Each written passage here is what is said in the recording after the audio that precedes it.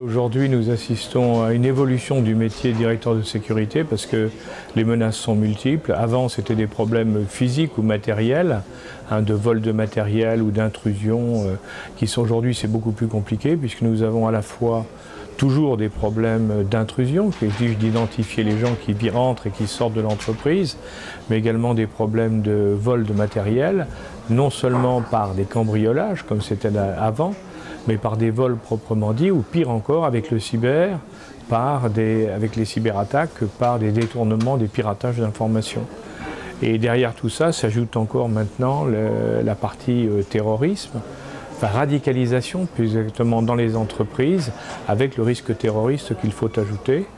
et qui sont deux problèmes majeurs parce qu'il faut les gérer et on n'a pas beaucoup de moyens pour ça. Je crois qu'il y a deux choses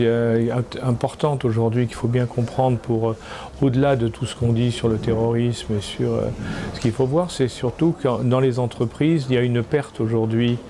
de fidélité des gens pour leur entreprise et qui fait qu'on a de plus en plus d'incidents, de détournement d'informations des entreprises vers l'extérieur. Ça pose un vrai problème. Et le deuxième, c'est un problème dont on parle très peu, mais qui est pourtant de plus en plus important, c'est celui des incivilités. Les gens se tiennent mal dans les entreprises avec leurs collègues et ça crée des problèmes de relations. Et derrière les problèmes de relations, ça crée des problèmes sociaux dans les entreprises. Et c'est deux domaines nouveaux, parce que ça, on n'avait pas eu l'occasion de le connaître dans les dernières années. Sur le plan des individus, des personnes, des salariés de l'entreprise ou des cadres de l'entreprise, c'est les informer mieux sur l'entreprise, son mode de fonctionnement, sur l'emploi de demain et pourquoi il faut préserver l'entreprise et surtout les secrets de l'entreprise. C'est un premier aspect. Le deuxième qui devient très important, c'est de surveiller les phénomènes de radicalisation,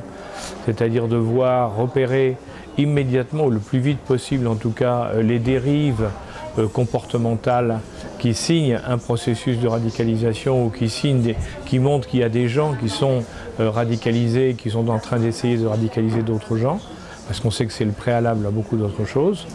Et puis le troisième volet, bien sûr, c'est la connaissance du cyberespace et, je dirais, l'information sur les risques du cyberespace pour que les gens comprennent qu'on peut se faire tout voler, on peut avoir énormément de problèmes par les attaques internes ou externes dans l'entreprise qui sont faites à travers des moyens informatiques ou des moyens numériques.